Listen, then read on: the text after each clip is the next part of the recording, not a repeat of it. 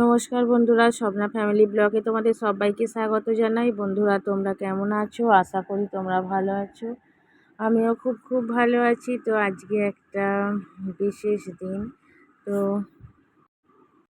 তো আমি বিভিন্ন রকমের রান্না করব। তো আজকে সারাদিনটা আমার রান্না করতে করতেই কেটে যাবে। তো সেটা কেন, সেটা তোমাদের সাথে পরে আমি শেয়ার করছি। তো সকালবেলা সমস্ত কাজকর্ম আমার কমপ্লিট হয়ে গেছে। এখন চলে এসেছি রান্না বান্না করতে। তো সকালে আজকে জলখাবারে ম্যাগি করব, তাই ম্যাগিটাকে সিদ্ধ করে নিয়ে এবার ডিম দিয়ে একটু নাড়াচাড়া করে নিলাম। তো আমাদের সকলেরই ম্যাগিটা খাওয়া হয়ে গেছে। তারপরে এখন চাপিয়ে দিয়েছি ভাত। তো ভাতটা আমি যেহেতু কাটে করি, তাই সকাল সকাল ভাতটা চাপিয়ে দিয়েছি। এখন বাজে 9টা।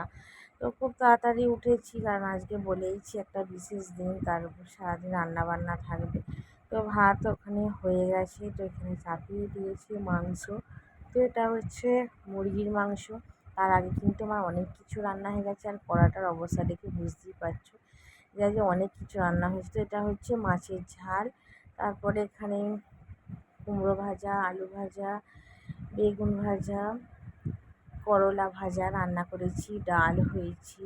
এখানে হচ্ছে চাটনি। তো জায়গাটা দেখে তোমরা অবশ্যই হাসাহাসি করবে। তো পায়ে নেওয়ার জায়গা হাতের কাছে আছে, যদিও ভাত তো রয়েছে, তার সাথে পায়েস রয়েছে। পায়েসটা দেখেই বুঝতে পেরে গেছো যে আজকে তো বার্থডে আছে। তো আজকে বার্থডে হচ্ছে তোমাদের দাদা ভাইয়ের।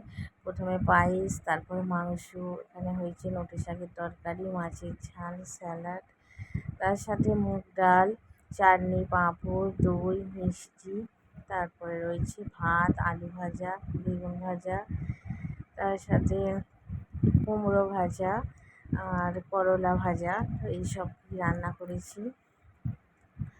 তো দুপুরে সকলে খাওয়া দাওয়া করলাম।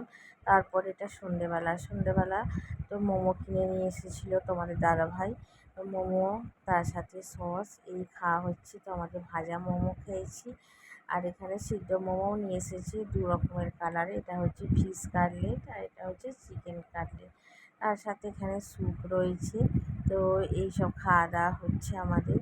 তো আজকে যেহেতু তোমার দাদা ভাইয়ের জন্মদিন, তো বাড়িতেই আছি। আমরা সকলে মিলে সারাদিন প্রচণ্ড পরিমাণে আনন্দ করলাম। তো দুঃখের বিষয়, আজকে কোথাও বেরোনো হলাম। প্রতি বছর বাইরে বেরোনো হয় সন্ধ্যেবেলা। তো আমাদের একটু অসুবিধার জন্য বের হয়নি। তারপরে কেক নিয়ে চলে এসেছিলো, সেই কেকটাকে এখন কাটা হচ্ছে। তো বন্ধুরা, রাত্রিরে খাওয়া দাওয়া হবে বিরিয়ানি। তো আজকের ব্লগটা তোমাদের কীরকম লাগলো অবশ্যই কমেন্ট করে জানিও। আর প্রথম থেকে শেষ পর্যন্ত আমার ভিডিওটা দেখার জন্য অসংখ্য ধন্যবাদ।